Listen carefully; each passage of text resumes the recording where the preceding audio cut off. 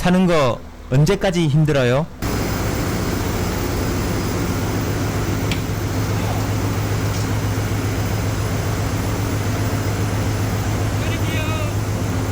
안녕하세요. 생계형 직장인 이현석입니다. 다들 잘 지내시죠?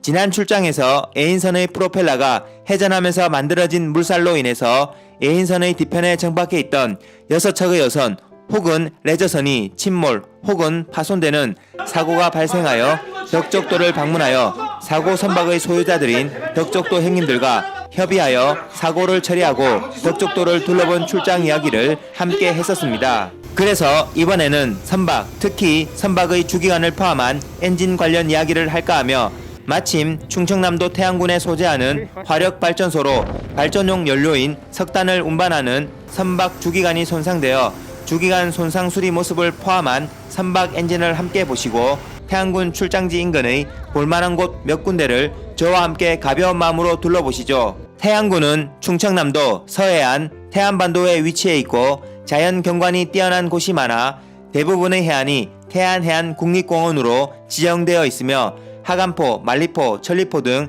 유명 해수욕장도 많고 안면도나 신두리 해안사구 같은 유명 관광지도 많네요. 태안반도의 해안선은 매우 복잡하고 구석구석 뭐가 좀 많은데 이번 출장의 목적지인 태안화력발전소는 태안군 원북면이라고 태안반도의 가장 안쪽 구석에 위치해 있고 서해안 고속도로의 서산 IC를 나와서도 국도 혹은 지방도를 대략 1시간 넘게 가야 마침내 도착할 수 있는 끝 중의 끝에 위치해 있네요. 그래도 이곳 태안화력발전소는 바로 옆에 하간포 해수욕장이라고 제법 유명한 해수욕장이 있어 사람들이 비교적 많이 찾는 장소라 아주 외진 곳은 아닌 듯 합니다. 태안화력발전소는 석탄을 연료로 태워 물을 끓여 만들어진 전기로 터빈을 돌려 전기를 생산하는 소위 전형적인 화력발전소인데 소위 화석연료, 특히 석탄을 이용한 발전이 미세먼지 발생과 지구온난화의 주범으로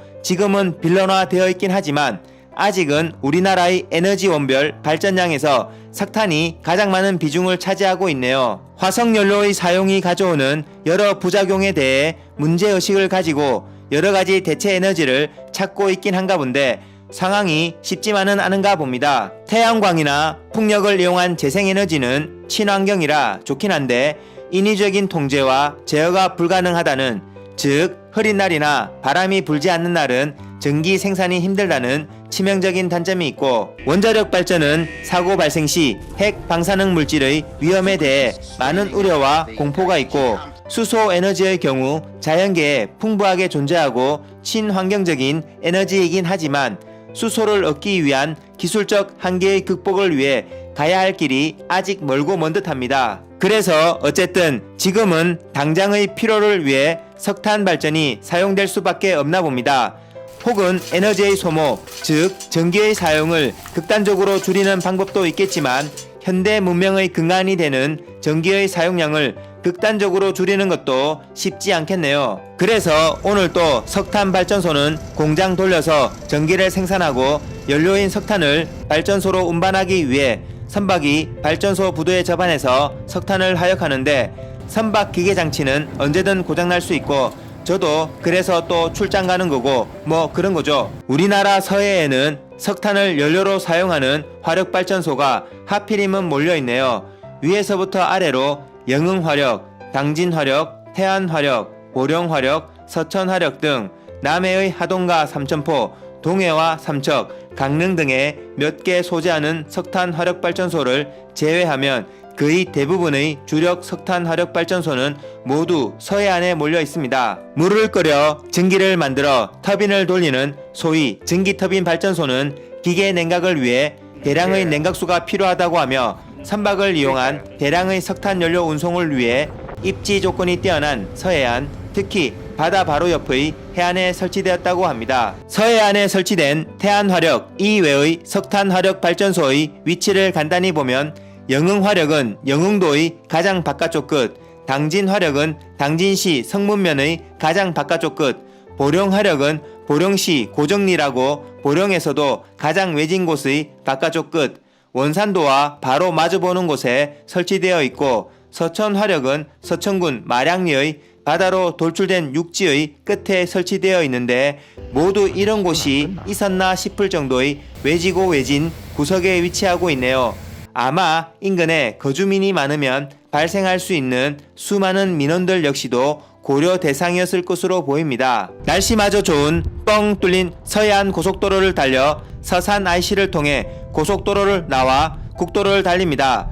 확실히 차들이 별로 없는 지방국도를 달리는 것이 훨씬 여유롭고 창밖으로 지나가는 경치를 보는 것만으로도 운전이 즐겁습니다. 서산 시내와 태안 시내를 지나고 원북면의 삼거리에서 만대항 쪽으로 가는 길이 아닌 하간포 해수욕장으로 가는 길을 택해서 20분 정도 가다 보면 드디어 그 끝에 태안 화력발전소가 나타납니다. 고속도로 IC를 나와서도 한참을 와야 하네요. 발전소는 국가 중요시설이라 출입이 비교적 엄격하게 통제되고 있네요. 저 개인 신상과 출입 목적 등 여러가지 사항을 확인 후 출입 허가를 받아 비로소 발전소 내부로 이동합니다. 발전소 내에서도 석탄을 하역하기 위해 선박이 접안하는 부두는 발전소의 가장 바깥쪽, 즉 바다 바로 옆에 설치되어 있어 바다 쪽 끝으로 이동하는데 옆으로 발전소 건물이 높게 솟아있는 것이 보입니다. 저 건물 안에 석탄을 태워 발생한 열로 물을 끓여 전기를 만드는 보일러와 전기를 이용해 터빈을 돌려 전기를 만드는 기계 장치들이 설치되어 있겠네요. 발전소를 가로질러 어느새 바다 바로 옆에 설치된 부두에 도착하고 저기 제가 올라가야 할 이번 출장의 최종 목적지인 선박이 보입니다. 배에 오르니 이미 화물창의 석탄은 대부분 하역이 마무리된 상태이고 갑판 위에 일부 석탄 잔여물들이 어지럽게 널려 있는데 석탄 운송하는 배는 석탄 선적 및 하역 시 석탄 가루가 너무 많이 날리는데 좀 불편하긴 하죠. 우선 문제가 된 주기관의 손상 상태 등 확인을 위해 바로 기관실로 이동하는데 석탄 하역 작업이 생각보다 빨리 완료되어 출항을 위해 수리 중간에 주기관에 임시 조치하고 주기관 재조립 중이시네요. 일단은 출항해서 가까운 투묘지로 이동하여 투묘 후 주기관 재분해하여 수리를 계속 진행할 모양입니다. 일단 선박이 출항 준비로 바쁘고 출항할 때 배를 함께 타고 이동할 수 없기 때문에 선박이 투묘지에 투매한 후 내일 아침에 통선을 이용해서 투묘지로 이동해서 다시 선박에 오기로 하고 하선에서 오늘 밤을 묵을 모텔을 찾아 태안 시내로 이동합니다. 이미 늦은 시간이고 발전소 근처는 워낙 외져 숙소를 찾기 쉽지 않아 태안 시내로 이동하는데 어둠이 내린 태안 시내에서도 숙소 찾기가 쉽지 않네요. 그나마 서해 모텔의 간판이 불을 밝히고 있는 것이 보여 바로 들어가는데 입구는 살짝 무서운 느낌이 들긴 한데 조명 색깔이 왜 이런 거죠? 방은 지방 소도시의 저렴한 숙소답게 아주 간단하고 간소합니다. 좁은 방에 침대 하나와 TV가 전부이긴 해도 하룻밤 간단히 자고 가긴 충분합니다. 어느새 소중한 하루가 밝았습니다. 지방 소도시 이른 아침의 거리는 한적합니다. 어제 그 선박은 투묘지로 이동해서 투묘를 완료했고 투묘지로 이동할 통선이 하간포 해수욕장 옆의 작은 부두에서 출발한다고 해서 이동하는데 텅 빈 이른 아침의 국도를 달리는 기분이 상쾌합니다. 하간포 해수욕장 옆의 통선 선착장에 도착하는데 안개가 엄청납니다. 저 옆으로 안개 속에 흐릿하게 하간포 해수욕장이 보이고 안개로 인해 바다 쪽으로는 거의 보이지 않는데 통선이 출항을 할 수 있을지 모르겠네요. 출항 여부가 불분명한 통선을 기다리면서 나머지 이야기는 다음 영상에서 계속 나누도록 하겠습니다. 지금까지 시청해주신 모든 분들께 감사 말씀드리며 더 좋은 영상으로 또 뵙겠습니다. 감사합니다.